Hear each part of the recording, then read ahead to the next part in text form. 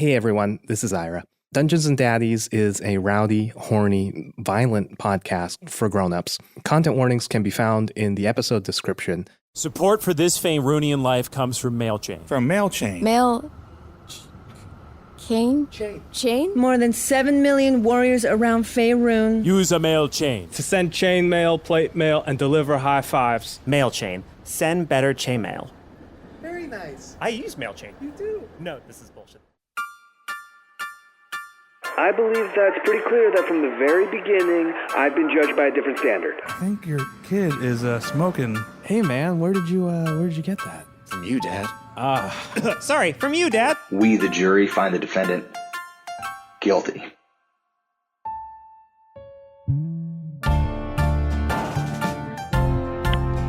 This is a Global Tel Link prepaid call from Glenn Close, and I'm not paying for this, right? Because it doesn't seem... an inmate at Meth Bay Correctional Facility. This call will be recorded and monitored. If you wish to start... From NPR, I'm Sarah Kanku. How much do our parents shape who we are? It's the age-old question, the nature versus nurture debate that gets brought up at dinner time in our Kanku nest. I've wondered this myself upon looking at my father's bird-like talons and dark-hued beak, a beak I inherited from him. But what if you could change that? What if that choice was taken out of your hands? This week, we're thinking about that question through the lens of Glenn Close, whose fatherhood was stripped away and replaced by a paladin cop named Jodie Foster. Hi, I'm Jodie, and this is my son, Nicholas. To know Jodie Foster is to know the opposite of Glenn Close. Joe's great. Super responsible, stand-up guy. Joe is a police officer, which, Jodie's great. It's just that Nicholas kind of sucks now. Everybody seems to think this Jody guy is kind of cool, but me, Peyton, your boy, I don't trust him any further than I can throw, which is pretty fucking far. Peyton. When I first started reporting this story, I wasn't sure how I felt about Jodie. I wasn't sure how I felt about Glenn either. Sometimes they seem less like witnesses in a serialized crime podcast and more like characters in a serialized D&D podcast. Now, as four dads venture toward a prison to rescue their friend, we're faced with more questions. Who is the better father? Is there a way back into Nick's life for Glenn?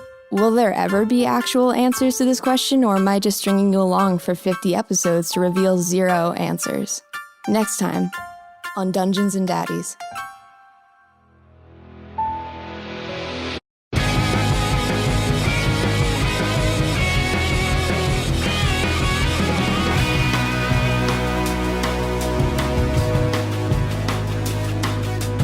Welcome one, welcome all to Dungeons and Daddies, not a BDSM podcast. This is a D&D podcast about four fathers from our world flung into a fantastical realm of magic, wonder, and ultimate glory in a quest to rescue their lost children, along with their good buddy Glenn. My name is Jimmy Wong, and I play Glenn fictional... gets a featuring Glenn Close tag, basically. oh yeah, you're like the character actor at the end of the intro credits. Wow, Introducing that's great. Freddie Wong. Congrats. I play the fictional father, Jodie Foster, on the show Dungeons and Daddies. Jodie's dad fact today: he times himself internally every single time he gets into the car into basically how fast he can buckle his belt and put the key in the ignition, turn it on, and just get ready to go. What's his best time? record? A best time? Geez, like, let me imagine it, how fast he would do it. Ready? And start. Go. That's it. He's ready, out the garage. The car is What was ready the to go. time, though, Jimmy? I don't know. My Jimmy God, had his man. eyes closed. When will the lies What kind end? of fast-ass car starts up like that? Okay, like 2.5 seconds. 2.5 seconds. Damn. Do you think that Jodie Foster keeps his car in anything less than tip-top shape? He's just gotta breathe on it and that thing revs to life. Jodie Foster's one of those dads that's like a 3,500 mile oil change, if you know what I'm saying. You know those radar signs that tell you how fast you're going? I feel like he has one like next to his driveway, so he knows how fast he's going when he's backing up. Make sure he doesn't go like more than 5 miles per hour. I have one of those like in my life, and it's always like too fast, slow down. Anyway, that's it. Sometimes he does it with a cup of coffee in one hand, and then that becomes like a special version of it because he has to like juggle and put it in and then get it into the cup holder. New Game Plus. Yeah, I can add a whole 1.5 seconds. Hey everybody, this is Matt Arnold. I play Darryl Wilson, a stay-at-home coach dad who becomes a barbarian when he enters a magical world of fantasy and whimsy and wonder and dragons and dungeons. and realms that are sometimes forgotten and sometimes remembered. Wow. Since Glenn's in prison and we got Cop Dad, I thought we would take this time for Darryl to explore the 18 other senses that, no, I'm kidding. Oh, that would. What are Darryl's favorite laws? Yeah, there you go. Let's start there. Favorite amendments. We're going to go down kind of Darryl's relationship with the law. So I figured we would talk about the one time he went to a prison. Darryl got pulled over for not having his blinker on when he changed lanes. Kind of a bullshit ticket if you ask Matt, but Darryl definitely felt bad about it. Darryl drives a BMW apparently. He was distracted because he was trying to get ahead and help Grant with his homework because he heard that Grant wanted to play Fortnite. So he's like, oh, I'll help you with your homework in the car. So like, you can really get to that Fortnite as quickly as possible. And he forgot to buckle his seatbelt. And when the cop came over to give him a ticket, he said, oh, sir, your seatbelt's unbuckled. And Darryl lied and said, oh, no, I just unbuckled it when you came up to the car. And the guy believed him. And Grant saw him like, of course, Grant did not give a fuck. Anyways, after he dropped off Grant, he said, I'm going to have to miss dinner. And he drove to the prison. He drove to the police station and said, excuse me, I lied. I was pulled over. And I said I took off my seatbelt, but no, I didn't have my seatbelt. Can somebody please give me a ticket, or do I go to jail? What do I need to do? He said, punish me, Dad. He said, punish me, Dad. Goodness. They said you had to go to highway patrol. Darryl didn't know where it was. He left. But yes, that's the only time he's ever been in trouble with the police, is he tried to turn himself in. Self-indicted. Okay, so that's not him going to prison. Let's just be clear. Yeah. That's not even him visiting a prison. But that's how he tells the story. That's how he tells this. Yeah, That's the but closest Darryl's a mind. well-off white man will ever get to prison. In what universe are you going to like the state prison rather than like the county jail? He doesn't know the difference. He's just like, this must be jail. Put me in here. Yeah. This is the place from Oz. Yeah. Darryl drove to a state prison. Yeah, and was like, I need to turn myself into the police. And like, that's not what this is. So, but in cowboy movies, it's the cops and they got the jail in the back. Isn't that what prison is? Hello, everyone. I'm Billy Campos here on the podcast. Whoa. What was the whoa? Billy Campos. Oh, yeah. That was a bigger shock to my system than not saying Forgotten Realms. I hate Billy Campos. Where's Will Campos? Will, who the fuck is Billy? We're just trying it out today. I am so fucked up right now. I cannot handle this. I don't like it. Yeah. Will has glasses on too, and it looks just strange. It's really upsetting. Like, Will, if you're really changing your like professional name to Billy, like I support you. Just like you gotta tell me beforehand. I can't handle this. No, I don't like it. I'm not. I just wanted to freak you guys out. Billy Campos is the name that the parents say under their breath. Like, wait, he's coming to the sleepover? Not Billy Campos. Dude,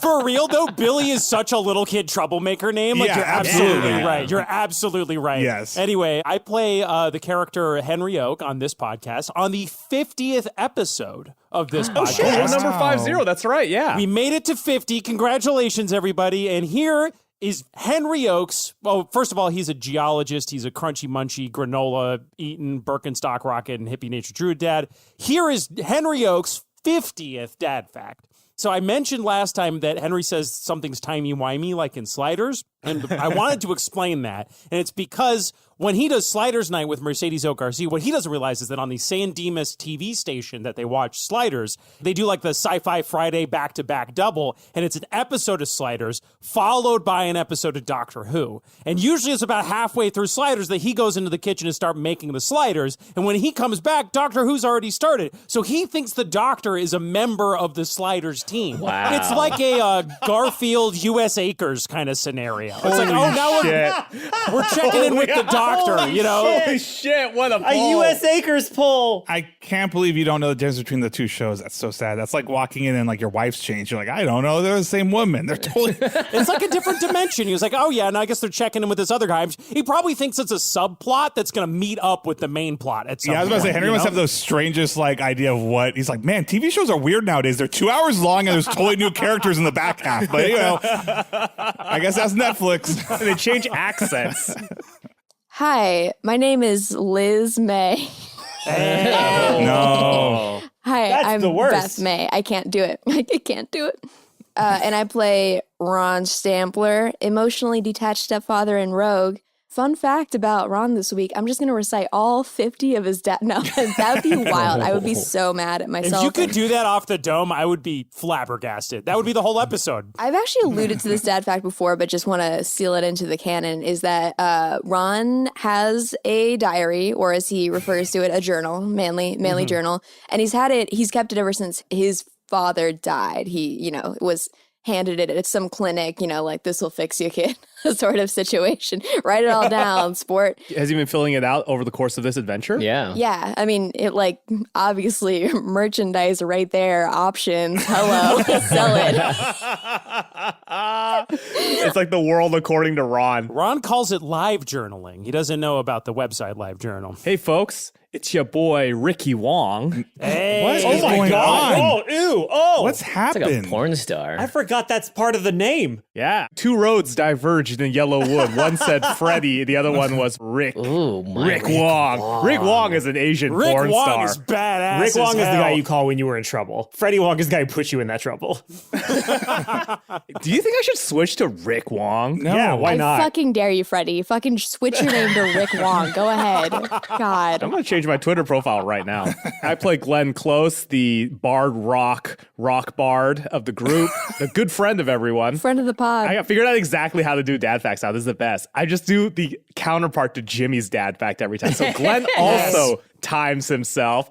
He times himself by doing that game where, and guys out there listening, you'll know this game, when you got to pee real hard and you try and time your flush. I knew it. I knew he was going to pee. Keep going. Sorry. So you pee, and then you try and time the flush and the timing of the flush to finish as the last drops exit your penis. And then your punishment is if you mistime it and then the flush is done and you're still peeing, you have to flush twice. You got to flush twice. It's like straight up a gambit with Mother Nature, dude. Dude, I do that game. You and Gaia face off in the porcelain throne every time. And by the way, Glenn's so good at it. He nails it. His piss batting average is like 0.8, 0.85, dude. This is what video games did to us. Men would rather do games in the bathroom than have any moment alone with their thoughts. We can't do anything. I was just going to say it's his KP ratio. All right, anyway, that's it. Okay. I'm Tony Burch. There we go. That's out of Sopranos. Tony in the Burch house. has an Italian Tony restaurant. Burch, your dungeon daddy. I guess my dad fact is that I'm a Capricorn. I don't know. Oh my God, who same. cares? Oh, you're a Capricorn, so your birthday was recently. Yeah, it was. When was it? You'll never know. January 12th. How the fuck do you know that? Because my birthday's 2 days before yours. Oh, yeah. right. Yeah, we're both Capricorns, which means we're bad people. And that's okay. that Oh, what you're that means? grounded. You guys are steadfast. We're Let's not. think of some It's like positive words. ambitious and bitchy. And Yeah. they always say Buffy is a Capricorn. I'm like, yeah, nobody wants to be like Buffy, just a bitch all the time and under a lot of pressure. Yeah, she does not have an easy life at all. Oh boy.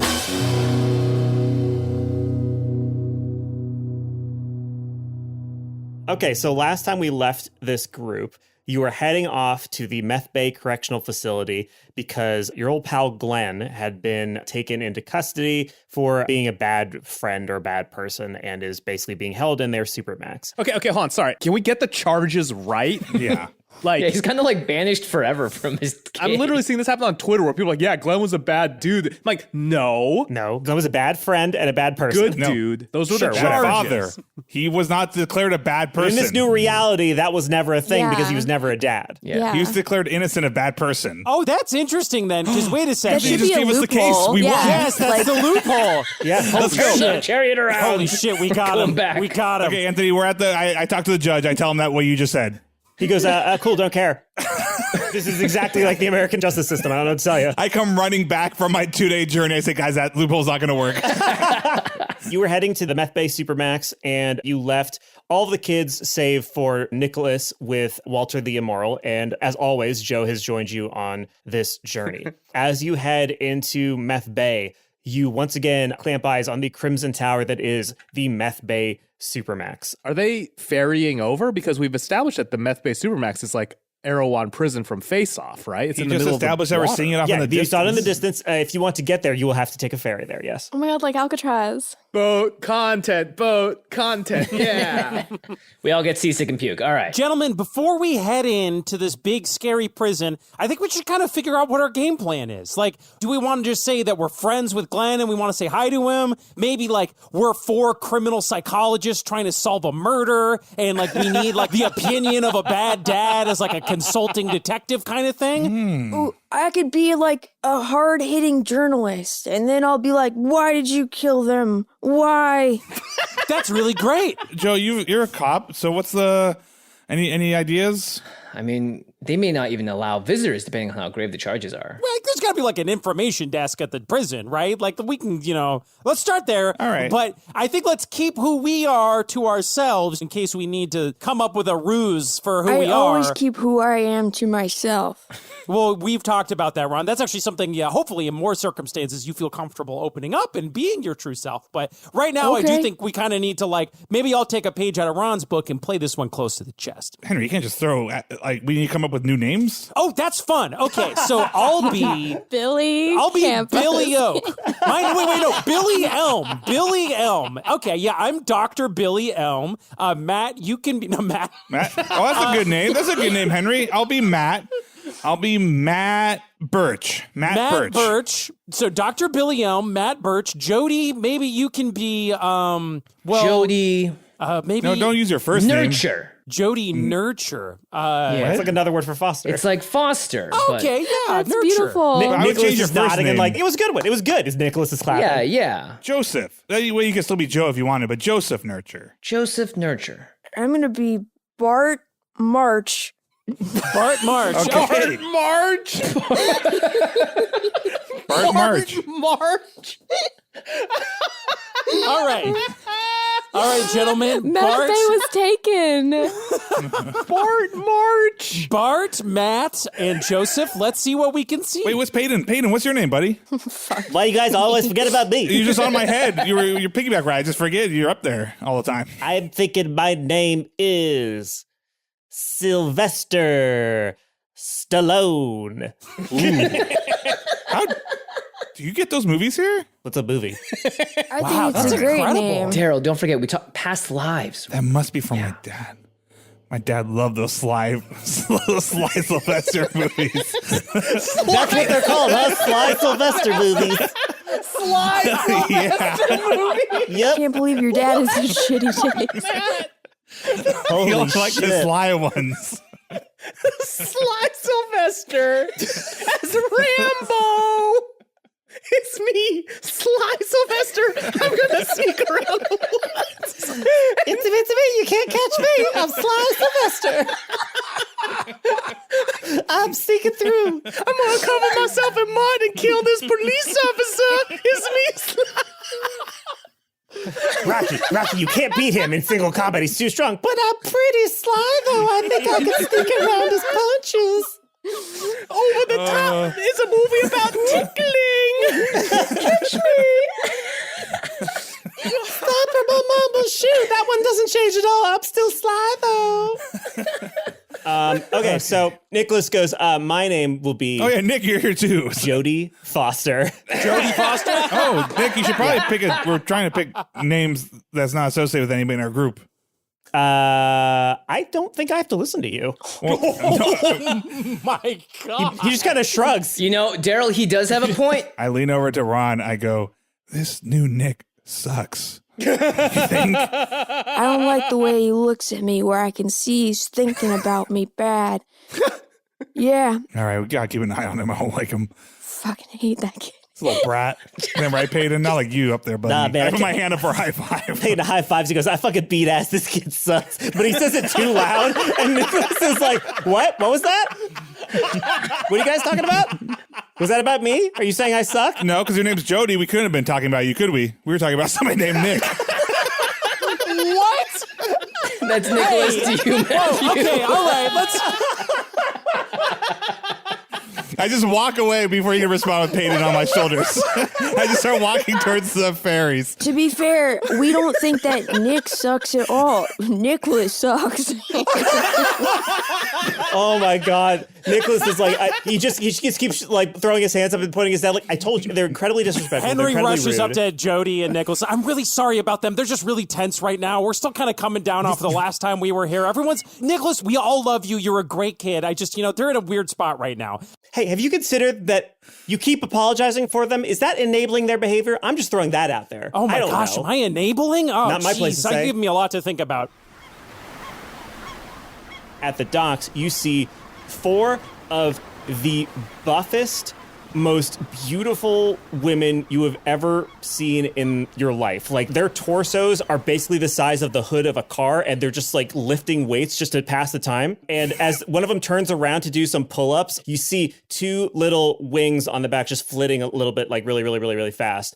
And one of them sees you looking and turns around and goes, "Those don't count." You know what I'm saying? You CrossFit motherfuckers, you can't do the kip up pull-ups, those don't count. They're working out their wings. One of them turns around and sees you and goes, "Hey, you want to hire a ferry? What's going on? I can take you where you need to go. I can." Oh my God. I can carry you over. You just get on my shoulders and I'll take you wherever you need to go. Where we going? Where we going? Where we going? And she cracks her neck. Wow.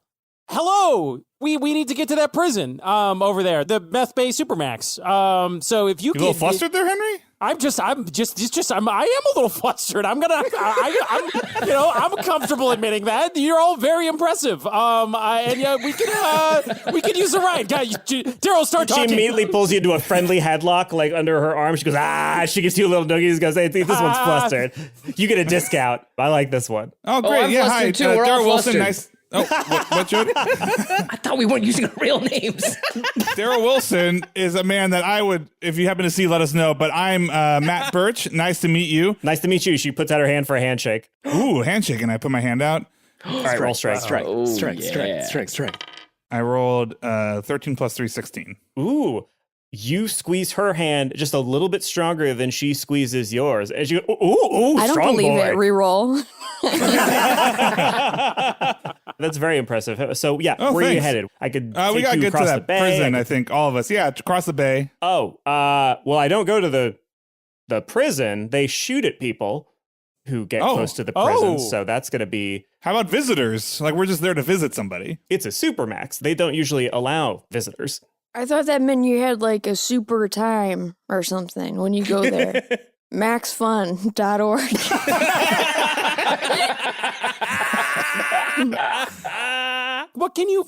First of all, what's your name? The one who's talking to you, she goes, "My name is Chug Spudman."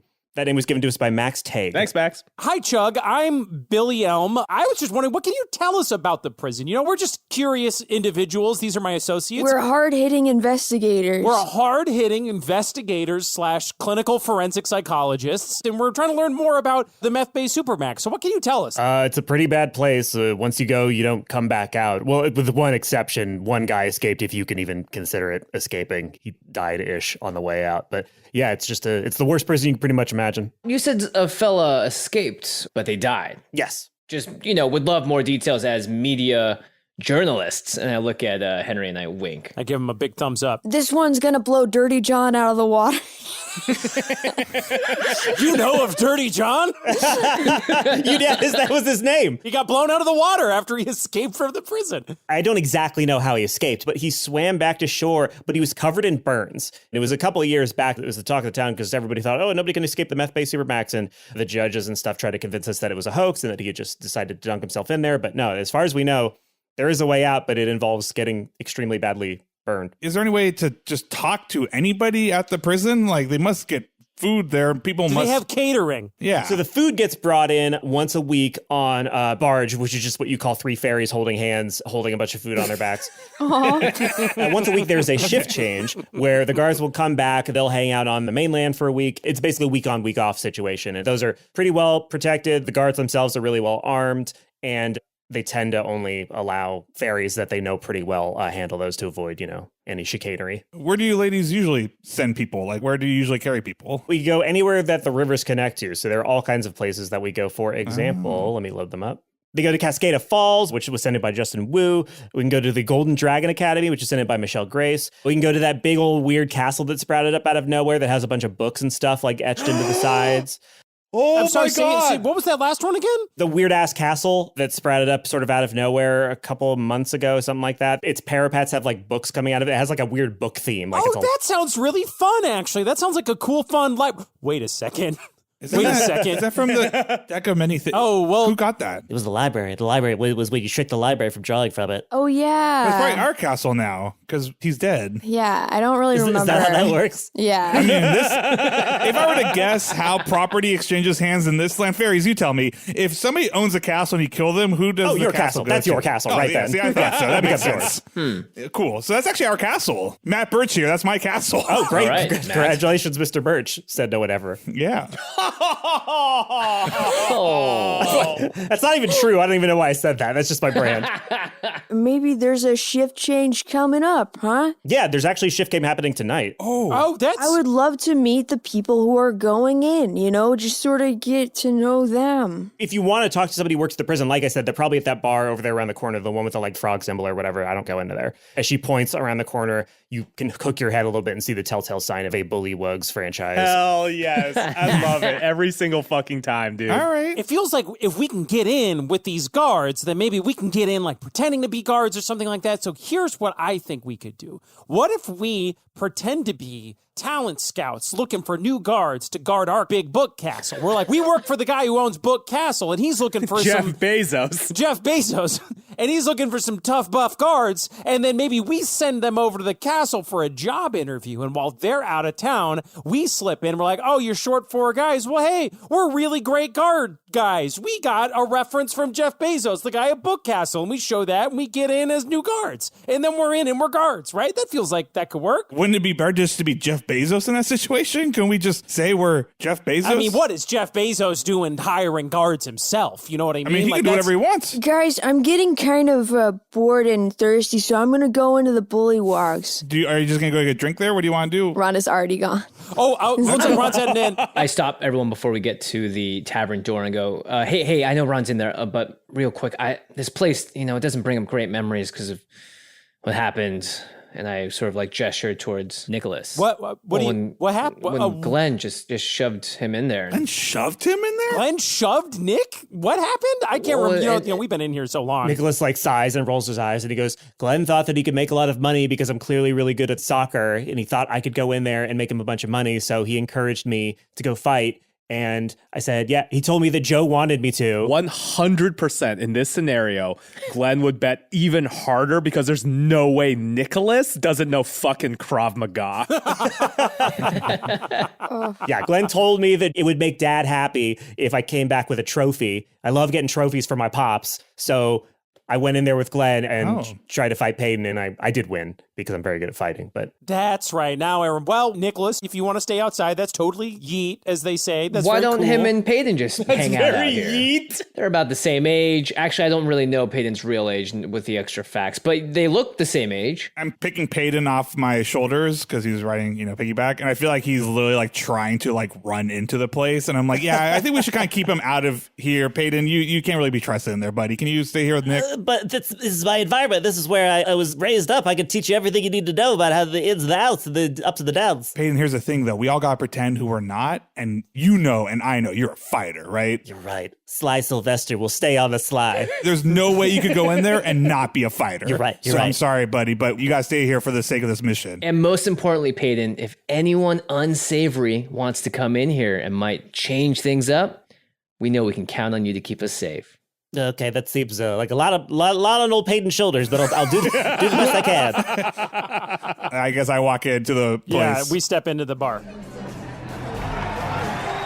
as you open the Western-style doors into the Bullywugs, you're greeted with a familiar sight. Bullywugs is the same no matter where you go. You can see that in the far corner, there are two children beating the tar out of each other, and in a variety of booths surrounding the big old orphan fighting ring, you see people delighting in the myriad pleasures of deep-fried snack food and buffalo wings and chicken tendies and so on and so forth. Aracoca wings. Amongst all those, you see three people covered in armor, like so much so that you can barely see slits in the helms that they're wearing, and they are just shoving tater tots into those slits that are kind of getting decimated by the slits as they go in. Like most of the fun, crispy part is getting like sloughed off as they go in. No, just the mushy part of the tot? Yeah, they're just getting mushy Damn. tots. But yeah, you can see those three people are talking to each other. I think Ron is already sidled up at the bar next to these three guards, and Ron looks at the bartender. He's like, I'll have what they're having. because I'll take 3, because there's 3 of them and there's 1 of me, so I'll have what they're having together. So the bartender nods sharply and then hands you 3 buckets of tater tots. Oh, thanks, Ron. Darryl slides in next to Ron and just starts eating. Yeah, we all slide up. Ron sips the tater tot bucket like it's a drink. So just tater tots hit your lips but don't go in. Yeah, that's exactly what happens. So, I noticed you guys are eating tater tots. I'm a businessman myself. Say you have a castle. Ask them about their job. Anyways, yeah, I'm a businessman, and my name is Bart March. I also have a podcast investigation. Bart March! You're the guy with that big castle. Wow, I can't believe I'm sitting next to Bart March, the big businessman and podcaster with that huge castle. I heard his real name is Bartholomew. I give them both a thumbs up, super. Matt or Beth, roll deception. Actually, both of you. That's a 15 minus 1, 14. I got 17 plus 0. Okay, well, 17 will do it. So one of the knights turns over to you. Its visor moves up a little bit, almost like an eyebrow raise. And you hear a voice from inside it go, "Oh, you're the one with that big old castle, eh? It's right beautiful, isn't it? So you just built it out of nowhere. How'd you do that?" Well, a businessman never reveals his, Okay, fine. business. And then she goes back to eating tater tots. But on this auspicious evening, I might make an exception. Oh, she stops mid-tot. Ron is at this point kind of looking to the dads while talking because he's lost all confidence with what he's saying. So you like guarding things, right? You like the castle. That would be a good thing to guard if you wanted. Offer them money. Ron hears in his mind Glenn's voice being offer them money. I'm okay. Would you like money?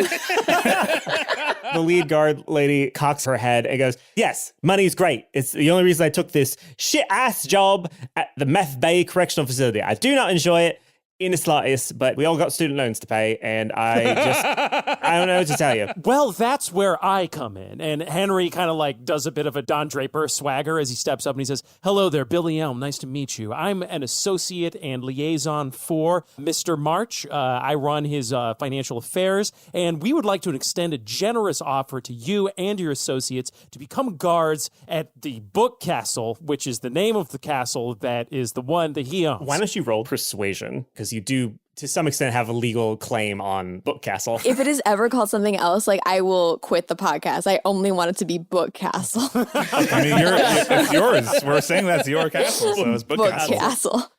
I got an 18. The lead guard goes, okay, all right. Well, you're going to have to match a pretty hefty fee if you're going to try to steal us away from our current employment. Yeah, actually, I've got a pretty good idea about that. Maybe if you took us to your current employer, we could take a look at what you do and then make you not do as much. So your argument is, you who are trying to poach me from my current job, I should take you to my current job and allow you to look at everything that's going on in my current job while my other employees and my boss can see you. And then maybe you'll hire me on after that. That's what's to be done. Darryl slips in behind them and goes, "Hey, can I just talk to you for a sec?" Yeah, sure. Excuse us one No, moment. I'm talking to the 3 guards. Yes, please go ahead. Hey, I know I just met you, but man, don't blow this. I was just listening to his podcast, and this guy's rich, and he said all he wants is a bunch of guards because he's got a ton of money, and he's just scared of it. He's a sap, and he's got all the money in the world. It's going to be so easy. I think he's just kind of awkward. I think take him for all he's worth, man, but I'm afraid you're going to blow this. I don't have a great job myself. If I had an opportunity like you guys, that'd be fantastic, but yeah. So you have to roll deception, because that is a straight up lie. I got 12, unless you want to give me an advantage for such a good idea. Well, they watched you come in with the person who's currently trying to sell them on this, so you should be thanking your lucky stars they didn't give you disadvantage. Okay, fair enough. The lead guard goes, "Well, if it's such an incredible job, then why haven't you taken it, my bruv?" You're right. Hey, sir, can I be a guard? I'll take it. I want all the money in the world. And then I'm going to quickly stand up, seeing what's happening, go I want to be a guard too. I used to work in policing. And I know this is the best paying job ever. That's why I'm here. I followed you. I saw both of you come in with the money man. Allow me to explain. Both of these men have been fired from their position. Both of them weren't quite material, and they've been trying to get their jobs back ever since because this is the best job that's ever happened to them. And you should do the thing my boss said, because you know what Mr. March values over anything? Determination and devotion. He wants to see you burn that bridge because he knows that when you come work for him, you're going to be, forget about it. It's very good. Roll deception. I got a 3. Damn, you need Glenn for this so bad, you guys. The knight looks to her two friends, flicks ahead at you. They look at you and they look back at her and they shake their heads and she nods. And she stands up and with one swift movement, uppercuts Ron under the jaw with her fist. And the reason I'm not asking what your AC is because she rolled a 19. So Ron, you're going to go ahead and take 13 damage. Oh my God. And you are knocked prone onto the ground. Woof. And she Is this says, the first time we've talked ourselves into combat? Yeah. Yeah. Yeah. No, we always, I think so. Anthony always Damn sets up it. combat. We talk ourselves out of it. Damn it. Maybe the knight goes, I see what's going on here. You're trying to do some shenanigans to try to get into the Supermax or something like that. I can see straight through your ruse. And they draw swords that crackle with electricity. And it is time to roll for initiative. Yo. Damn. We're about to fight guards in a pub. This is not 50 what I episodes wanted in. This to is like do. this is like episode 1 of most D&D podcasts. I use my uncanny dodge reaction to have the knights attack on me. Oh, shit. I gotta be frank, I Dang. don't like the impact that Jimmy is having on this group. I don't like that you're all... More ways for us to fuck with you. I'm sorry, Anthony. Uh-oh, she learned how to read. I think that Ron just becomes a small little toad of a person and just scrunches up like a bullywog and then drops to the floor. That's great. That happens. okay, so we all roll initiative. Yes, you do. Unfortunately, the bad guys got a natural 20. Oh, no. Damn, I got a 19 plus 1. I rolled a 19. I got a 20. I got a 10. The guards are going to go take their turn first. The one who hit Ron is going to raise her sword and then cleave the next nearest person to her, which was Darryl. All three are going to attack you. 2 of them hit you, 1 of them doesn't. So you take... Oh, no, that's bad. You take 45 damage. What? The sword that they do, it does the regular sword damage, which is just 1d6 plus 3, and then they get 4d8 lightning damage. That's their entire turn, though. Now it is up to y'all. When they hit me, in response, I'm going to use Stone's Endurance, or as Darryl likes to call it, the Rudy Spirit. Just get up, get up. Just get up, Rudy. Just stay with it. I reduced my damage by 1d12 plus 3, so... Great. I rolled a 1, so I reduced my damage by 4. There you go. That's something. Rudy. Rudy didn't do shit in that movie, honestly. All right, I'm at 64. I'm a big boy.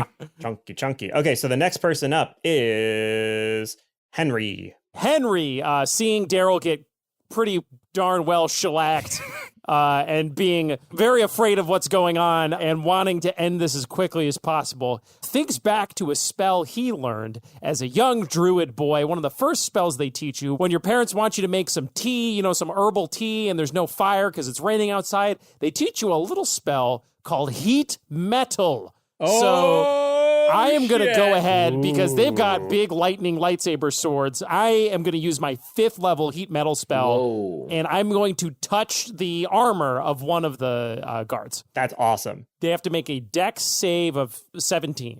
She gets a 5. Ooh. Her armor begins to get hotter and hotter. You can feel the heat radiating off of the metal. You can see steam beginning to rise from inside of the suit. And soon it is red hot. And you hear a sound that initially sounds like a normal person screaming in pain. But then it becomes something else. And you hear a gurgling and a bubbling. And you see a black liquid from inside the suit of armor beginning to froth and bubble up out of the visor. And this sentient liquid is trying to get out of the visor. But it's going to spend its entire next turn trying to do that. From the ground, Ron says, We told you this employment opportunity was smoking hot.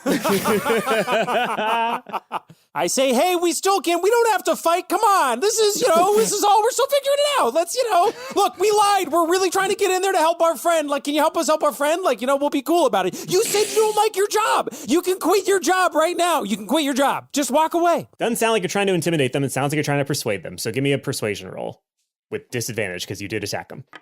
Well, I got a natural one for the first one, so I'm going to go ahead and assume that I didn't persuade them. No, you just see the 2 remaining visors just turn like RoboCop and lock eyes with you. Uh-oh. All right, Darryl, it is now your turn. Darryl invokes rage because he got half of his life being out of him. Darryl's going to lift up 2 of the stools and dual wield 2 bar stools. Sounds like it's time for some bar stool sports, am I right? Am I right? Any jocks listening? Any jocks? I know jock stuff. Somebody befriend Will. He's very lonely on this podcast. Daryl's going to whack the one that...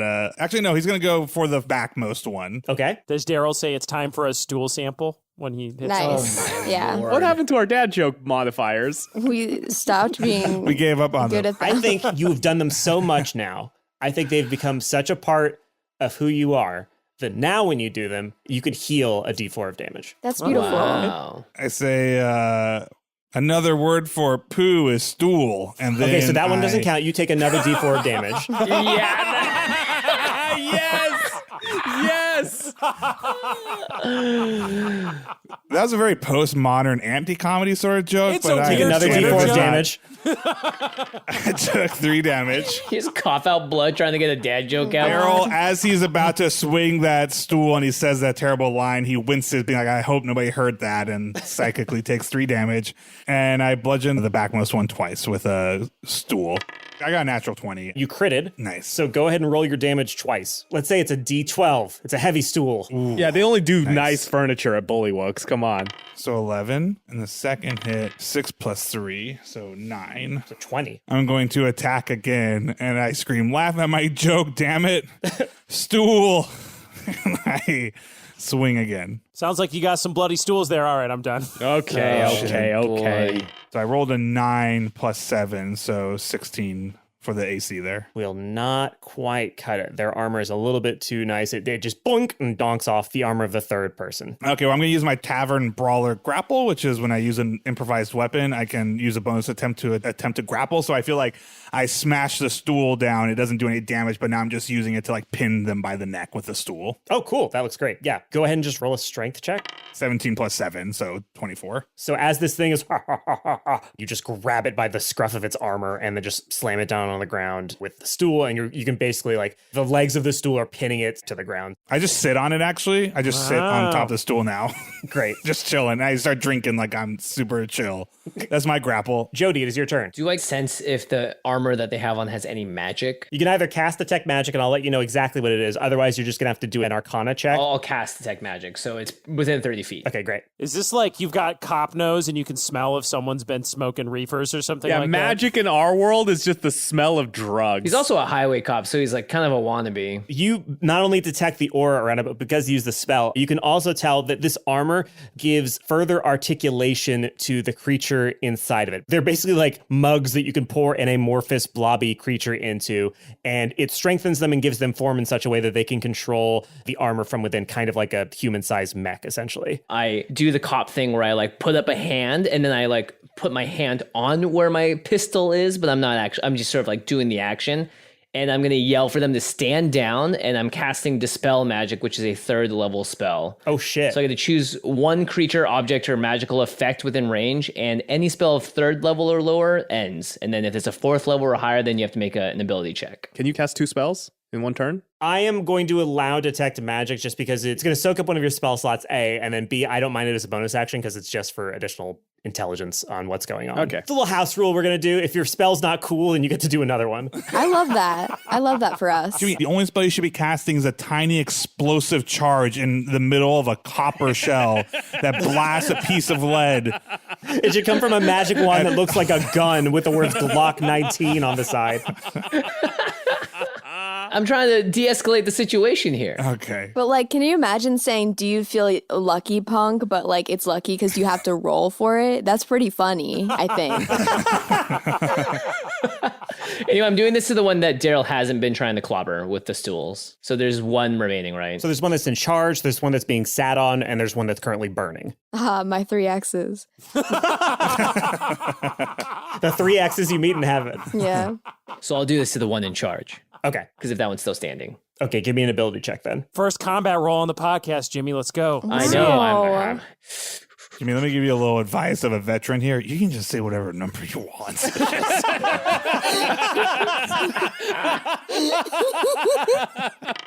I rolled a 17. Ooh. All right. 16. Sorry, -1, 16. Oh, well, then it doesn't happen. No, okay, so at the second you touch this thing, you hear that like a... And suddenly the entire apparatus that is the symbiotic relationship between this goo and this armor, all of a sudden it just goes completely still and silent and like stops moving and it goes and falls onto the ground.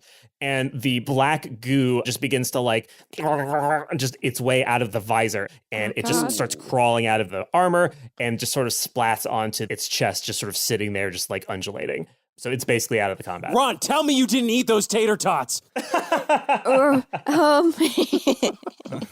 right, Ron, it is your turn. So basically 2 down, 1 to go, right? Pretty much. Okay. The third one is relatively unharmed. She's completely unharmed. She's just pinned by Matt Burch. Fabulous. Okay.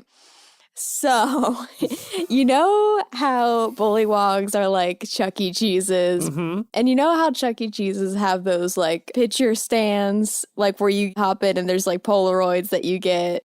Mm-hmm. I would like to try to have Ron help Jodie pull this third guy into like a photo booth and then like threaten to show it to his employer. And maybe we and maybe we can like get him to take us there. Okay. So you're going to get a compromising photo of one of the guards in a selfie photo booth. Okay. Or maybe it's like a sketch artist. It's a sketch artist. Maybe like we'll get it like a sketch. What about little Matt Burch sitting on him and clearly defeating him? We're the best guards. Oh, yeah. Yes. Okay. Ron goes over to a sketch artist. I'm assuming that sketch artists are as good as photographs in this The world. picture booth is a booth with a little curtain for privacy. And on one side of the curtain, you can see a big glass box with a goblin inside just drawing really, really, really fast. And then it basically just tosses the finished drawing out of its little goblin hole to the people who paid for it. They put in money and he throws out the drawing. There's actually 2 people behind the glass. There's the goblin that draws and they pass it to a notary who signs it saying this is indeed true. There's a witness. Yeah. That is sketch is true. Okay. Sure, that happens. Yes. What are their names? Where are these 2 goblins? I love these 2 goblins that work together in this tiny booth. They're just like buddies.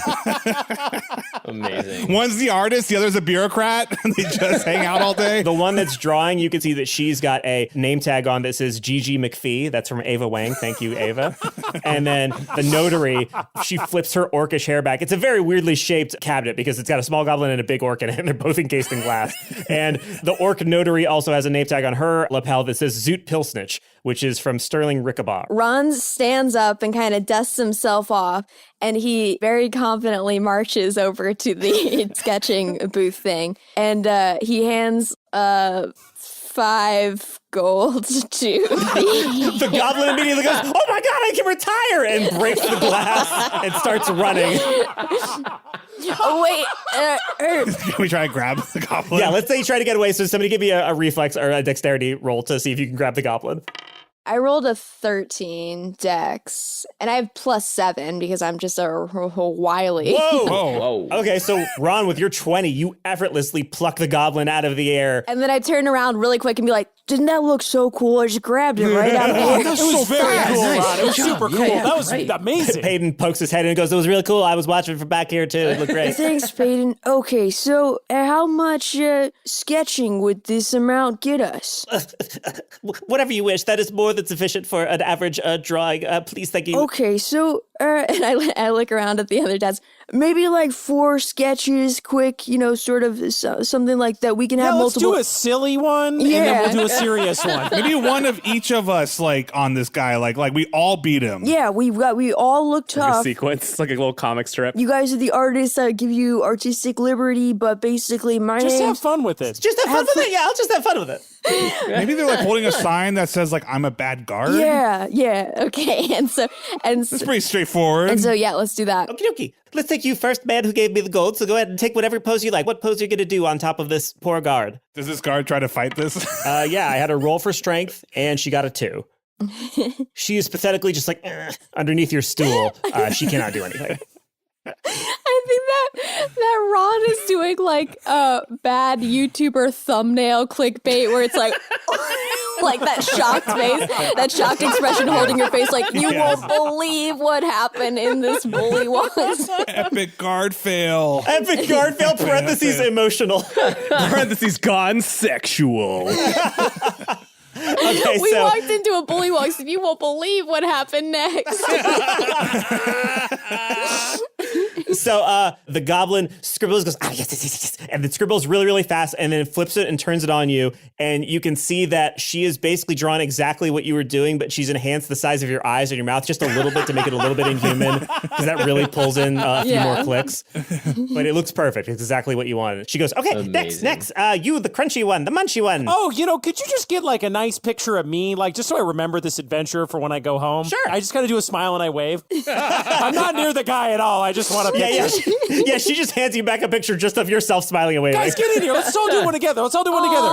Yeah, we do it one together. Yeah, that's cool. I'm still sitting in the stool, so this guy's just pinned underneath the 4 of us waving, which is humiliating. Wait, I got it, and then I hold up a mirror so we can get a shot of Darryl in the picture. I do bunny ears on Henry. This is adorable. She draws that very quickly and hands it back to you. She didn't mean to, but she's accidentally done it in like Miyazaki style. So you all look like adorable like anime versions of yourself for some reason. Hey, this is pretty great. The buff looking one, the handsome looking one. You're next. All right, one sec. I rush outside, open the door, like, guys, we get pictures. Paine's like, oh, and immediately sprints away. Nicholas is like, I don't know. Okay, sure, fine, sure, fine. And runs in with him, and they're both there with Fuck you. it, why not? I look at Payne, hey, buddy, I'm really proud of you because you said you're watching us fighting, and the fact that you restrained yourself and didn't jump in for the fight, that's pretty awesome. It was really hard. It was really difficult. It took a lot of so we're going to memorialize like you won this fight. So why don't you just take the knife out, no stabbing. Ooh. That way this picture is going to look like a kid beat this dude. I can't make any promise. I can't promise my instincts won't take over, but I will do my best. Don't stab an unarmed pinned individual, okay? I'm going to try.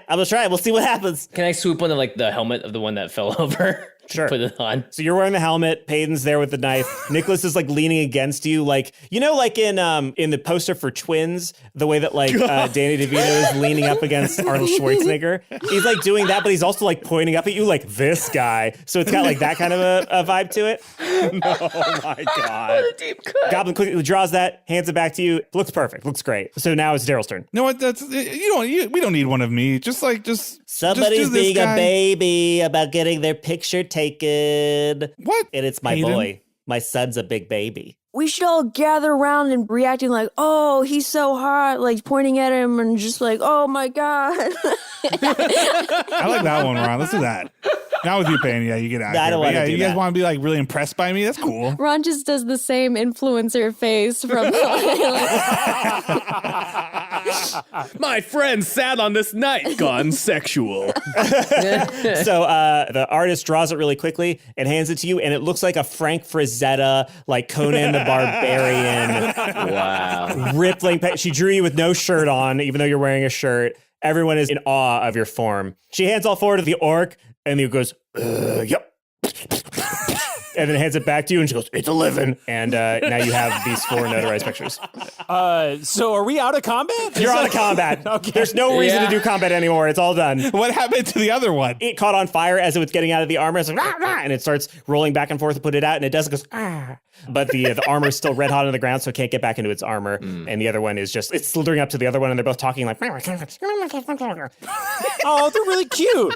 Yeah. Oh, but they're talking and they're alive and it's fine. But the third one's still in its armor. So what do you want to do? What are you going to say to this remaining goo person? I look at Ron and go, hey, Ron, have you ever heard of good cop, bad cop? No.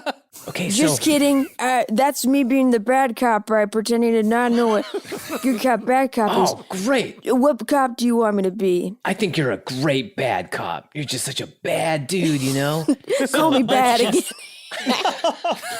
Ron, roll to not fall in love with Jodie. Uh-oh. So if you play the bad cop, I'll ask him the nice question, and then you do your bad thing, and then that's going to intimidate them to want to tell me the truth. Okay. So I saunter up to her and say, look, we don't want to get you in trouble, okay? My friend over here, he's a real mean dude. You saw how quickly he dodged your attack. And humiliated all of you with these photographs. You had 4 photographs. And now we have all these incriminating pictures, but look, you want to deal with me, right? And I sort of look at Ron and be like, come on. Ron goes over to the buckets of tater tots and does sort of like the Batman, like, where are they? Like, it starts punching the tater tots off of the counter. I'm crazy. You knows what I'll do to a perp. Where are they? All right. Beth, roll intimidation with advantage. 14 plus 4. 18. Whoa. Oh, wow. So the suit begins to vibrate under, I assume, are you still sitting on that stool, Yeah, Darryl? I'm like, whoa, earthquake. I'm Yeah, like, you feel vibrating beneath you. And a voice from inside goes, I've no desire to be beaten up by that little one. What would you have me do? We're trying to get into the prison you work in because one of our friends might be in there, but we also don't really want to cause too much trouble, right, guys? Let's keep it nice and calm. Oh, no. Yeah, we're just trying to get in and out. Yeah, again, we're peaceful people. he's innocent. We're just trying to get an innocent man out of the prison that you guys guard, you know? I don't care about the innocence of the person, but just what do you want me to do? Could you maybe just like draw us a big old map of the jail so we can have that?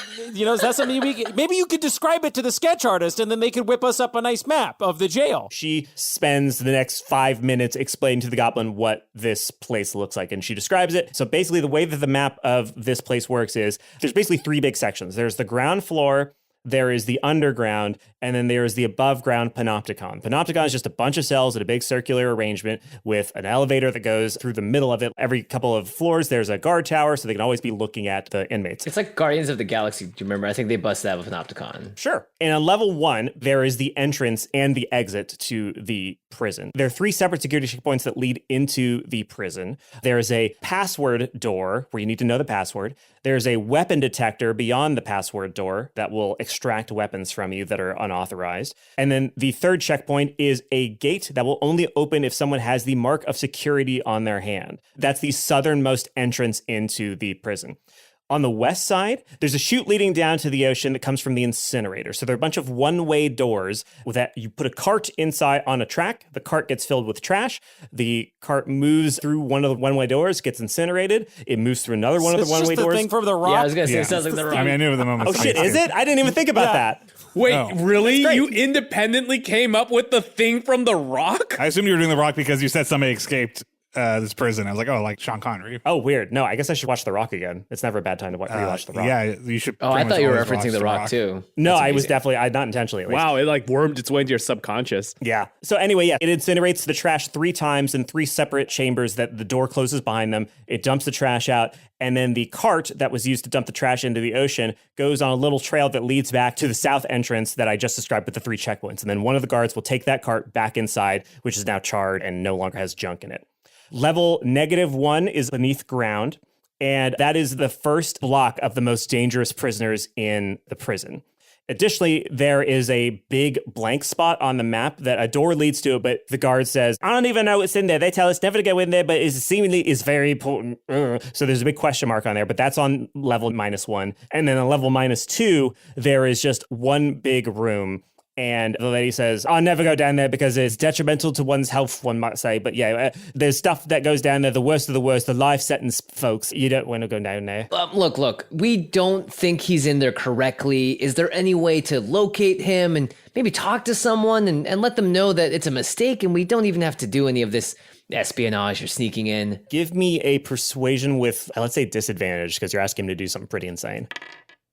I took all y'all's luck. I got a 15 and a 14 plus 2, so I got 16 with disadvantage. Okay, so she says, so there's the warden is there, and I could try to take you to meet the warden, but I can't We'd love that. promise. We love networking. Any chance to sort of exchange FaceTime with anybody, we just love it. Remember, we do own a castle. Like, we weren't lying about that part. And we would have paid you, too, also, by the way. You're really fucked up. I thought you just dropped 5 gold on several drawings. Yeah. Oh, my goodness. Maybe I made a mistake. But yeah, I suppose I could try to take you in and go talk to the warden, but I can't promise that the other guards will be amenable to the idea that the warden won't immediately try to throw you into a cell. But hey, I could get you into his office at least. Well, if he throws us into a cell, these pictures are going to go up all over this town. My whole brand is how cool I am. She would have to do a YouTuber apology video. Can I just ask, just because I'm curious, what's your deal? Like, I thought there was going to be like a full humanoid person in that guard suit. Like, what's your style? Like, what are you about? I'm a pudding. You're a pudding? Oh my God, you're pudding? Wrong accent. Is a race. I'm a pudding. There are warrior puddings and there are healer puddings, and then they're just sort of like pudding. 9 to 5. You good at shagging? Oh God. Yeah, no, I'm just a little pudding who's just trying to make some money in the world, and I don't have a lot of abilities, but we work for very cheap and we're very hard to kill because we just multiply. So you only got to hire us once, and then you can split us into 2, and the other 2 that are chittering at each other go in agreement. Yeah, we're just all basically the same mind, split into a bunch of pieces and put into armor because it's cheap because you only pay one person. Wow. Why did you tell us that you got paid super well? You got offered a good job, and now you just told me That's you work called for nothing. negotiation, bruv. What do you expect? This is very off-putting. Well, geez, it feels like this whole thing was a pretty big misunderstanding. I feel like we can all come to an arrangement. Maybe what we can do is we can disguise ourselves as guards, and you can get us in and, you know, tell everyone that we're cool, and we can go see about getting our friend out of there. It just seems like we got a lot of leverage here. Why are we putting ourselves like if Han Solo in that movie like had access to get in there already and like had guards on his side, I don't know if he would put Chewbacca as like Had sensitive photos of the other stormtroopers. Yeah, it feels like we got photos. It feels like we got a way in. The problem we had was not having a way in, but like we got Castle. 421, apologize for your post. We got Castle. We got money. We got a guard that will vouch for us and say anything we want. We got all the ingredients to take a better shot at what we try to do here and like go in there and act like rich Castle money hoarding folks saying like, hey, warden, like we got to pay for to get something out of here. Like a warden's got to, they're going to want some money. Like we got everything we need. We got leverage. We got reputation. We got money. Let's just do what rich people do and go get what we want. That's what I'm saying. A couple of things. First, Darryl, I haven't seen Star Trek, so I don't get what you were talking about. Second, you know, even if we get in there and talk to the warden, the main thing is that Glenn got falsely accused, according to what you all said, and that something with the justice system was wrong. I mean, maybe we should try and convince the warden of that. See what his response is instead of just barging in there thinking that we know everything about this place, because I don't know anything about this place. Speaking the language of business is a fine and difficult skill. And I feel pretty confident in my abilities to maybe parlance some language with the warden himself. That said, if we're not dealing with a regular dude, if we're dealing with a really fucked up madman, somebody who's taken our friend Glenn and made him not what a D-A-D... He, like, covers his mouth so that Nicholas doesn't hear. Then we might be dealing with something that's even beyond my incredible powers of business, and we might need to get a little criminal. I'm down with that, but we'll all be together and we can get down with that. I think the main thing here is we're going into a prison, so let's try to not get ourselves arrested, right? I mean, we haven't done anything wrong, except beat you all up. You're okay with that, right, miss? I'm just saying that we should have a plan A and plan B. Plan A, talk to the warden, and then see if we can just fix the entire systemic injustice of this entire prison. And then if that doesn't work, then... I think plan A is going to work because, you know, we've got a friend here, and I look back to the guard. You can guarantee a safe passage out, right? If things go a little awry. I'll try my best. Great. Thanks for joining the team. I shake her hand in a very final way.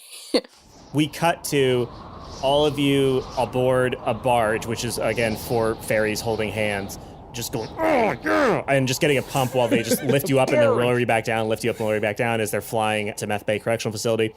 And they drop you down in front of the password door. And you see that the password door is a very large door with lips and eyes and a nose. It is a size of a wall, and it spans between 2 huge wrought iron gates that raise up 30 feet into the sky. And it says, password. Piss word? Piss. Okay, so you say piss word, and the door goes, who is this? Who's speaking to me in such a manner? And the guard that you said, oh, I've brought people to see the warden. The door goes, it's highly unusual. Roll for persuasion. And the guard does. And the guard passes, and he goes, no, it's going to be very lucrative for all of us, I assure you. They have a castle. They have Book Castle. The door goes, oh, Book Castle. Oh, my goodness. Oh, it's so good. It's so stylish and elegant. Oh, no. So books, so castle. It's so books. That's the travel poster. So books, so castle. And it's Nathan Fillion holding up both signs saying castle. I love books as like the new word for cool or rad. It's like, man. Yo, that's so books. That new game is so books. So It's like a Henry Oak dad fact. So the guard leans in and says, the password is prison is books. And the door goes, entry accepted. And the fucking door opens. It like splits down. Books? Prison is books is the passphrase. The door splits down the middle and she goes, ah! And the face just splits in half and like tendons and stuff. Oh my gosh. And then the door slams shut behind you with a squoosh. And then you see a large gelatinous cube in front of you. And the cube says, step into me and your weapons will be removed. What happens if we don't step into you? Do we keep our weapons? Loophole, motherfucker. The guard turns to you and goes, they'll sound the alarm if you don't step into the cube and lose your weapons. And the gelatinous cube is just coming towards you. So it's now or never. Are you going to accept this or are you going to fight it? Henry steps forward and is like, all right, okay, yeah, yes. Joe, just make sure you don't give them your family paperweight. He winks at the gun because they don't know what guns are in this world. Okay. Right? So that's not bad. And mister, I've counted the cool pebbles in my cargo shorts, and there better be 7 of them when I get through this cube. So you step into the gelatinous cube and you feel safer than you've ever felt in your entire life. It's like you're back in the womb, this warm gelatinous substance just all over your body. And you feel your weapons lightly lifted out of your pockets. The cool pebbles come out and then they twirl in the air and then go back into your pockets. So you still have 7 as you step through the other side. JK, they were 7 bullets, Anthony. Just nice. no, they were pebbles. The coolest pebbles.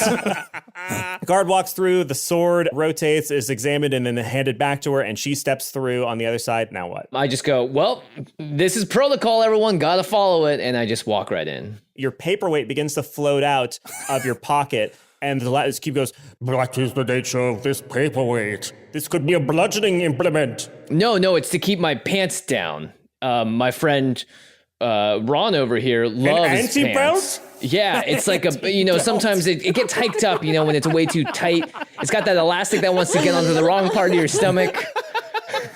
So it's pushing my pants down instead of pulling them up, For every belt, there is an anti-belt. All right, roll deception. I rolled a 12. It goes, nice try. Anti-belts is a stupid idea. I just made that up when I started talking to you. That's nothing. Gimme. It subsumes the gun and it rises up inside of its mass and it floats all the way to the top of its gelatinous cube structure, which is like 9 feet tall. Only a fool would take away Ron's razor sharp business cards. Do you keep your journal, though? Oh, this knife, I know it looks like a knife, but it's actually a quill because I keep a diary. I mean, a journal. Deception with disadvantage. These guys must be like, why are they lying so much? This is really strange at the weapon checkpoint. That they really want to keep their weapons. Could you imagine the TSA line? Well, they're probably still safe to go on the plane. I mean, they tried. They lied about 4 different weapons, but I got a 12. He goes, okay, so clearly this is some sort of jailbreak attempt. You guys are very bad at convincing people to think so. Alert? We have a castle. We don't need a jailbreak. People with castles don't need jailbreaks. Book Castle, ever heard of it? All he hears is 3 weird armed people screaming about castles as the alarms start blaring, and you see a stream of guards come in from the 3rd checkpoint ahead of you. The door opens with a blue shimmer. I'm their prisoner. I'm the strong one. I'm their prisoner. Oh my prisoner, Darryl. Now you're the prisoner. A sea of guards comes at you, batons whirling, and they fucking hit you really, really hard, and you all drop to the ground, and as everything goes What's black. the knight's name, though? The knight's name? Oh, shit. What did I say it was? Okay, I'll be like, hey, what's your name? She goes, my name is Carrie Elways, and that's from Braxton Walden. Hey, Carrie, you can put in a good word with these people for us, right?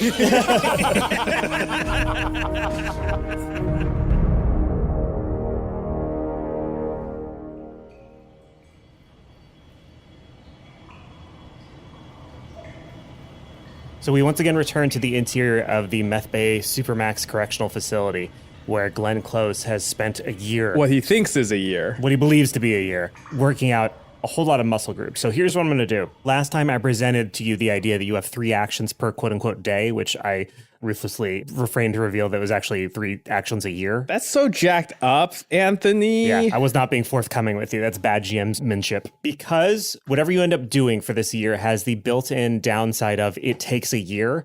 I'm not going to decree for you how many years you have. You can just keep spilling out the actions that you want to do, and it'll just take as long as it takes. So if you want to say, I want to keep getting jacked until I level up in strength, and that takes, 3 years of rolling or whatever, like, cool. We're good. I see. So you're making it a variable amount of time here. I don't know how much it's costing me, but I can spend however I wish. It is roughly going to go 3 actions to a year. So if you want to go hog wild. This is the montage section in a Prison Break movie. This is exactly that. First action. As you know, Glenn's a rock and roll superstar. Yes. I want to just channel powerful hair metal, 80s Ibanez slinging heavy rock band that's ever been and just start headbanging as hard as I possibly can for as long as I can in the hopes that this will loosen whatever's covering my eyes. Go ahead and give me a roll for athletics, I'd say with advantage because you are a rock and roll kind of guy. 7 plus 4, 11. Roll 2 is a natural 20 plus 4, bitch. Okay, with a natural 20, the pure rocking momentum of your head banging, of your ability to give yourself and then ungive yourself whiplash. And I'm not even dizzy. Not even dizzy. The muscles on your forehead become so strong and so dexterous that you can, just by furrowing your brow, you can force the blindfold up onto your head and then force it back down again. Like some full-on Megamind, Will Ferrell forehead action. Okay. You can flex and then the blindfold comes off and you can see your surroundings. And you are in a room that is not pitch black. It is lit by torches along the walls, but it's pretty dark and it's pretty dank. And you're alone in this room. There's one set of stairs leading upward and you can see, actually give me an Arcana roll. That's going to be a 10 plus 3, 13. Okay, so with a 13, you can't make out the specifics of what's going on, but you can tell there's some sort of magical effect on the top of the stairway. It's some sort of like threshold that you can feel the magical energies emanating from. There's something separating your floor from something else. Now, I'm still ball gagged, right? You're not ball gagged. You have a Hannibal Lecter mask on. Can I just say that Hannibal Lecter would not have been as effective in that movie if he was BDSM ball gagged? I don't know if that's true. I don't know if the image of Anthony Hopkins with a ball gag is drastically less intimidating than him with a hockey mask on. Yeah, but he can't bite with a ball gag. But here's the thing. There's a moment where he takes off the mask that's like gross because he's smiling or whatever. I think that moment is 1,000 times more sinister if he's like, "Ugh," and like removes the ball gag from his mouth beforehand. My question is, can I speak and cast spells? I guess I could try to cast a spell, see what happens. Now, to remember, you were instructed that you not talk or else they would hurt you, but you have not tried to do so yet. I want to investigate for any like creatures, rats, insects, anything like that. Go ahead and give me either perception or investigation. That is a 9 plus 3, 12. That is enough to tell that there are definitely rats scurrying about the ground. There's a little hole you can see in the far corner of the room. They come out every once in a while. They up to the bricks next to you, and then if some of the goblin blood spills from your lips and goes into the mortar work of the bricks beneath you on the floor, they lick it up and then back into their little hovel. This is from my ventriloquism courses that I took online, University of Phoenix. I'm going to do a cantrip here called Message. Point your finger towards a creature within range and whisper a message. Yeah. The target and only the target hears the message and can reply in a whisper that only you can hear. So I'm going to try and whisper to a rat like, hey, what's up? The rat's moving and then all of a sudden it stops and then it turns to you and it goes, And then I pump my fist because that just confirmed to me that magic still works in this environment. Yep. And I'm going to burn some time doing squats to wait for another feeding session. Give me an athletics roll. 15 plus 4, 19. That's 2 points on your squats. You're now at 4 squats. You only need 6 more and you're complete on that one. Nice. And I guess a feeding session happens, right? Yep. So I'm going to keep my blindfold up and I want to really pay attention to when this person comes in. Like, what is the sequence of this person coming in specifically? Okay. You're going to have to roll dexterity to get the blindfold back on you when they get into the point where they would notice that it's up. You hear what sounds like an object being inserted into a lock and then it turning. And then you hear what sounds to be like a deeper door. It's like a similar sound to a key turning in a lock, but it's deeper and it's got like a magical ting to it. And then you hear the door open and you see light begin to spill in from the top of the stairs. And the person comes in holding a smoothie in one hand. It's basically a person in a large suit of armor with a slit for its visor. You basically can't see the person itself, but they're pretty damn big. They're like Darryl sized. Is the smoothie in a little Starbucks holder, where there's like spots for 4 of them? No, but that's what it is. They have a Starbucks holder and then 3 of them are empty and then there's one that's full. And they turn around and close the door behind them with a ka-chunk. You could hear both locks engaging. Important question for fire code reasons. Does that door swing open towards me or away from me? It opens towards you. So then technically there's a space behind the door then as well. Yeah, there's a little alcove behind the door. Is there any space above the door? Yeah, there's a little archway of stone where one could presumably hide, I guess. It would be tricky because you're right above somebody. And it's like one of those things in ninja movies where it's like, oh, the guy was right above him. It didn't see him. It's like, yeah, but people have some degree of situational awareness. If something feels off about the temperature of the room, they could look up pretty easily. So like you would have to do a check if you were there, but there's definitely space to hide there. They're right before the magical barrier that I spoke of earlier. And they sort of go, and they step through it and they like twitch a little bit as they go through. And they begin to descend the stairs. So now roll, I guess, dexterity or sleight of hand. We can pretend it's sleight of forehead. Sleight of forehead. To see if you can get the blindfold down before they notice that you've pushed up. Oh, no. 4 plus 5, 9. Oh, shit. So the guard comes down and they see that the blindfold is off and they go, you instructed to not speak, to not look, to not do anything unless you were told to, and you contravene those laws. Now that they're close, I want to investigate like just their whole being. Do they have keys on them? Like, just want to get a good sense of, is there anything I can pick up from this person in front of me now? That's a 13 plus 3, 16. So you can see that the person in front of you has a sword. You can see that what's inside the visor is basically pure darkness. You can't see anything inside of there. And then around its neck looks to be, it almost looks like a doorknob, but it's made out of wood and stone, and it's got these arcane runes etched onto them. And as your eyes drift toward this doorknob-looking thing around its neck, the guard says, oh, there are some things you should not see, my son, and there are some lessons that are going to have to be learned the hard way. And the guard takes their sword out and grabs you by the head and then takes the point of it and begins to shove it into your left eye. And is beginning to poke out your left eye with the lightning sword. I guess you have... This is hella cool. Okay, I was going to say you have a chance to stop it, but if the last thing you say before the guard pokes out one of your eyes... Wait, you're telling me I'm going to have an eye patch after this? Dude, I'm going to sell so many more Christmas albums. Are you kidding? Listen, it's important to stay positive when you're in a Count of Monte Cristo scenario. You know what I mean? Sure. Okay. So while you're thinking about how cool it's going to be to get an eye patch, the sword just...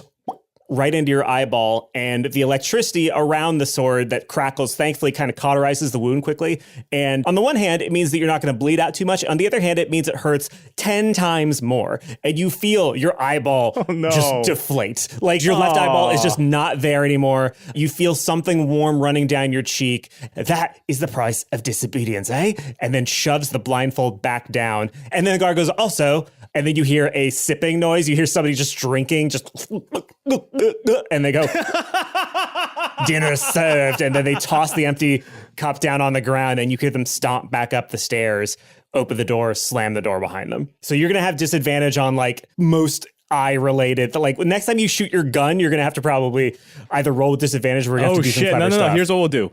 Because human beings are one eye dominant, right? Yeah. So here's what we're going to do. Let's roll a D2 and see if they got my dominant eye. Okay. Or I got lucky and it's my non-dominant eye. Evens is they popped your dominant, odds is they popped your non-dominant. Rolling a d20 and I get a 9. So they got your non-dominant eye. You were right eye dominant, so your ability to aim a gun because you would close one eye anyway is basically not harmed.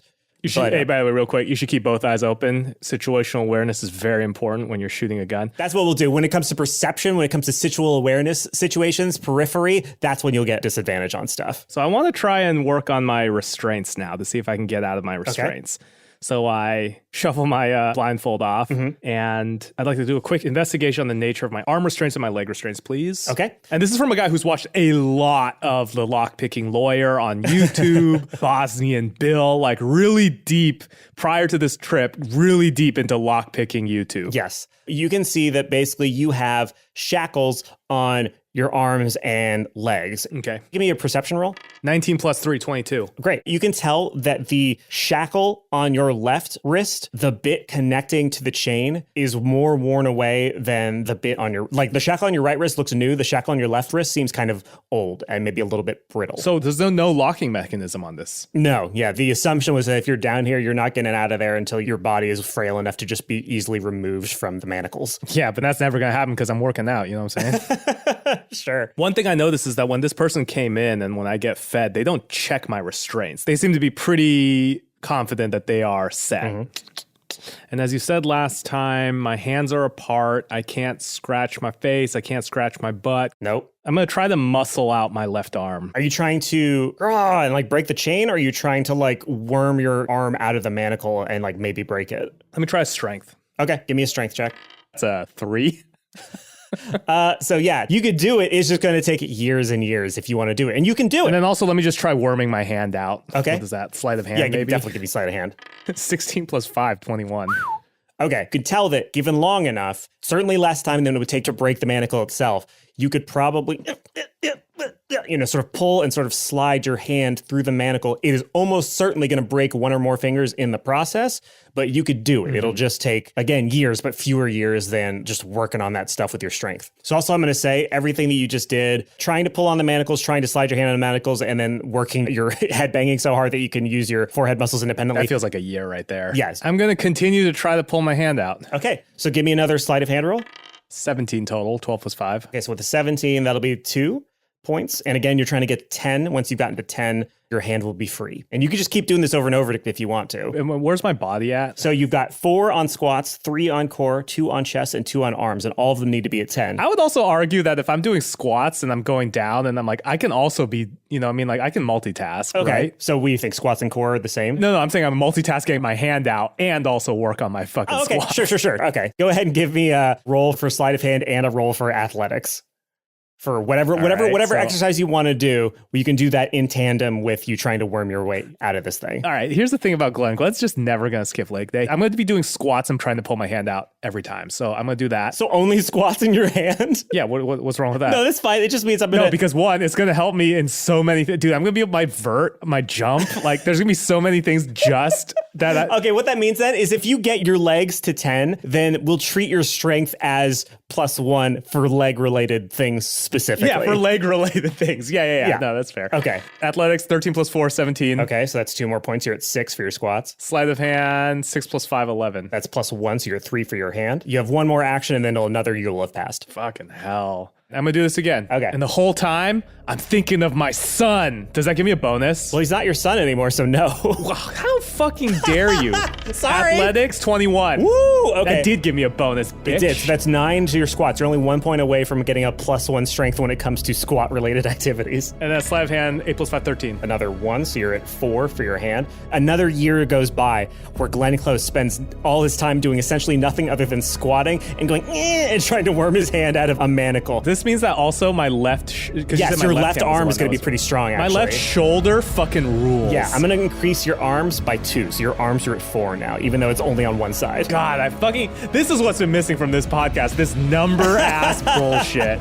So yeah, for a year straight, the rat that you asked what's up to, every day it comes in and tries to lick up a little bit of that blood off of the ground, and every day it notices that your legs are getting a little bit firmer and a little bit larger, and then your arm that you yank towards yourself in an attempt to weasel it out of the manacle is getting a little bit more jacked, specifically around the shoulder, just the left shoulder. It's sort of looking at you and it cocks its head. For the first 6 months, it's unsure what you're doing. And then 6 more months later, as you begin to make a little bit more progress, as your legs begin to get really jacked, like veins are now showing through your pants, like it's just they're bulging out enough that you can see them. I'm so vascular.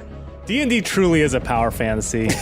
You can't really tell because you can't speak rat, but it comes out, its head moves up and down as you do your squats, almost like it's watching you in like admiration or it's cheering you on. But yeah, another year goes by. It's hypnotized by my power. Another birthday cake flavored smoothie is shoved into your face and sucked down by you before the guard heads back up. So keep going. I'll do squats and a pull one more time. All right. 5 + 4, 9 on the athletics. That's fine. That's 1 point. That still gets you there. So your legs are now powerful enough that it's +1 strength when you do leg stuff. Now here's the thing, Anthony. Something that you've neglected to understand. Like a game of chess, Anthony. I'm 1 move ahead. This is some Queen's Gambit shit right here. Okay. I haven't even seen that show, but what you've neglected to realize, my DM friend, is squats is the most powerful exercise known to man. I do a little hop, and now I balance myself so that my legs are on the wall. Ooh, okay. I buy that. Sure. And now, using the power of my squats, I push away from the wall and strain my left arm. Ooh. Okay, so what we'll do then is we'll give you a double roll for 1 action on your left arm. Give me the athletics roll to use your squat power, and it'll be whatever the modifier is +1 because of your legs. That's 11 + 4 + 1, that's 16. So you're going to get 2 rolls on the sleight of hand to try to get your arm out of that thing, and it'll only take 1 action. Cool, that was a 2 + 5, 7, and then a 17 + 5, 22. Oh wow, 22. Okay, you are now up to 8. You have 1 action left in this year. I'm gonna do the same thing. Go ahead and give me that athletics roll. That athletics gives me a 14 + 4, 18. Great. 3 + 5, 8. 5 + 5, 10. Okay, so the final thing you do, you jump up, plant your legs horizontally on the wall, so you basically look like you're Superman, but with his arms chained to the wall. And as you thrust forward with your incredibly strong mammalian legs, and after a year straight of doing this, every single moment that you're not sucking down goblin blood smoothies or sleeping, every single hour of every single day of every single month of the year, you are horizontal on this wall, just using all the aggression you can. And finally, you feel your hand, and it slips through. And your thumb and your pinky are broken, but it's a small price to pay for feeling the air hit your wrist in a way that it hasn't in like 5 years or 4 years or however the hell long you've been here. It's hard to tell at this point. But your hand is free now. So now, finally, with my hand free, I touch myself.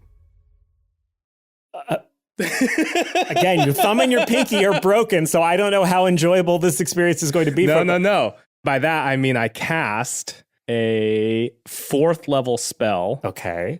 Called Freedom of Movement. You touch a willing creature for the duration the target's movement is unaffected by difficult terrain, blah, blah, blah. The target can also spend 5 feet of movement to automatically escape from non-magical restraints, such as manacles or a creature me? That has it grappled. Are you fucking kidding being me? underwater. This is the thing that's so Dungeons and Dragons just has a spell that's like, nah, that's the spell is like, what the fuck? I mean, like, you could fuck with me and say that they're magical restraints. They're not magical restraints. I would have told you. You would have been able to sense it with an Arcana check. No, they were literally just manacles. So no, you could absolutely use that on yourself. So I am the willing creature here. Yes. And I touch myself. Okay. And now I will spend 5 feet of movement, a standard D&D action, to automatically escape from non-magical restraints, motherfucker! Okay. What actually, you described to me. What does it feel like? What happens? Do you just ghost through them? Do all of your limbs suddenly just... No, I think in this case, I look and I'm like, oh, there was a button I could press to open these. And I just press the button. Great. And then all the manacles pop open and you can walk forward. And the rat who's been watching you this entire time, you hear its little rat hands just go...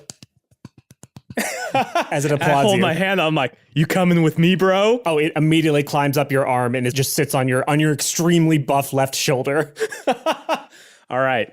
with my rat friend. I'm going to go run up to the door and then examine that area, that portico up top. There's space enough for, especially with your jacked ass legs, for you to like do the thing where you push against the sides of the walls with your legs and your arms fully extended to just sort of keep yourself suspended there. You could definitely stay above the door for a more or less indeterminate period of time if you wanted to. I'm now also going to cast a 6th level spell. Holy shit. This 6th level spell, which I'm so glad I prepared last year, not knowing that I would end up in prison. It's called Programmed Illusion. Okay. I create an illusion of an object, a creature, or some other visible phenomenon within range that activates when a specific condition occurs. The illusion is imperceptible until then, no larger than a 30-foot cube, and I decide when I cast a spell how the illusion behaves and what sounds it makes. This scripted performance can last up to 5 minutes. Oh, okay. How this kind of works is that as the illusion, I want to kill all the lights in the room. Okay. All the torches. And then I want the illusion to basically be, I'm throwing my voice all the way down there. Okay. And then it's going to trigger when the door opens, and it's going to be sounding like me from down there being like, hey, yeah, that's right, I'm talking. Your food sucks and you suck. Why don't you come down here and punish me, daddy? Okay. Where are you going to be hiding while this... above the door. Above the door. Okay. So when that door opens, they hear the sound of you going, hey, your food sucks. They slam the door shut and they begin to run down the stairs saying, no talking. What outside? No talking. I'm going to drop down quietly, and then obviously I'm going to at least try the door. I don't think it's going to work. Yeah, door is locked. Go ahead and roll stealth to see if you made noise by trying the door. You know what's funny about this is you would think that I would be very loud because of just the amount of density dropping onto the ground. But with a 13 plus 7 stealth, which is one of unnatural 20. Wow. So yeah, no, you make no noise, but no, the door does not open. They're running around downstairs trying to see what happened to you, and they grab the knob around their neck and they begin to murmur something into it. I'm going to cast Banishment. I'm going to attempt to send one creature that I see within range to another plane of existence. Okay. The target must succeed on a charisma saving throw or be banished. Okay, so they got a 3. So you point at this person who is holding the key out of this room, and you banish them to another plane of existence. So you're saying the whole suit of armor? Because like there's something in the suit of armor, though. I know that the suit of armor is not hurt, right? Like the creature. So you're arguing that every single time banishment is used in Dungeons and Dragons, the person should immediately leave a pile of its clothes and all of its stuff behind? Yes. That's the argument you're making? Yes, absolutely. All right, Yes, absolutely, because Googling. It says they send one creature you can see. Okay, I'm Googling. Dungeons and Dragons banishment, does it take their equipment? All right, banishment and held objects or beings. Does just their body or does their equipment go as well? If it worked like that, it would specify that worn items are not transported. It is implied that worn and carried items are taken with you when you teleport anywhere. So what? Okay, fine. All so right. what fine, happens is, yes, the man who's like whispering into this knob, whatever you do to banish him, he goes, "Wah!" And then immediately folds into 5-dimensional space and then disappears along with the key out of this cell. I look at the rat. I'm like, well, shit.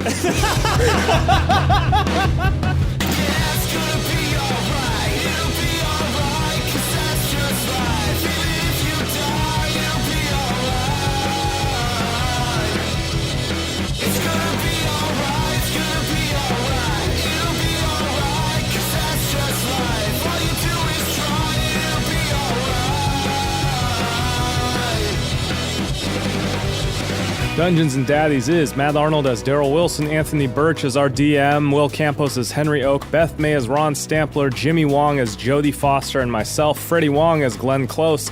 Theme song and outro is All Right by Maxton Waller. Courtney Theron is our content producer. Ashley Nicolette is our community manager. Robin Rapp is our transcriber. Special thanks this week to Max Tague, Justin Wu, Michelle Grace, Eva Wang, Sterling Rickabaugh, and Braxton Walden, who contributed names and locations we used in this episode. And also special thanks to PNG on our Discord for some technical help on D&D Beyond. Those people are all Patreon supporters, and so are these people who are getting shouted out right now: Jessica L. Christensen, Ian Darwin, Amy Irving, Logan Bilodeau, Harrison Nelson, Firewall, David Adams, Kent M., Ava Dan Ackerson, Mads R., Darryl Holiday II, Kira, JB Harvey, Claybert, Miguel Gaeta Jr. Thank you so much, folks. We've been posting some cool episode extras on our Patreon at patreon.com/DND patreon.com/Dungeons and Dads. This week we had the Glenn Close workout motivational mixtape. Beth also created a little workout video to help you all get swole. That's for free for your enjoyment. But if you want more, it's over there on our Patreon page. Bonus episodes, bonus content, behind the scenes, after show, you name it. We got it. No, that's not true. You can see the list of stuff. We changed up the tiers recently, so if you haven't checked it out in a while, head on over, have a look. Support the show directly on Patreon. It's at patreon.com/Dungeons and Dads. If you're looking for other ways to support the podcast, good news. We got a listener survey we've created to help us plan out this year. And hold on, I think you're a listener. You can help us out with that by checking out bit.ly/2021dads. That's 2021 DADS, lowercase dads. If you like merch, we got merch, bit.ly/dadmerch, all caps. Snag that one. DFTBA helps us out with the fulfillment of that stuff. You can follow us on Twitter at Dungeons and Dads, reddit.com/r/Dungeons and Daddies for the subreddit. Thank you so much for listening. Next episode coming at you February 9th. We'll see you then. There was a time when you could read between the lines. You know they never brought you down. Never brought you down. Make sure we keep that part where Freddie for suddenly cares about the rules just because it's Jimmy play. I don't want my brother having fun that I'm not a part of. You know, Jimmy's a great guy. He's like a great member of the team, but like he wasn't as good on the rules as the rest of us, and ultimately we had to let him go.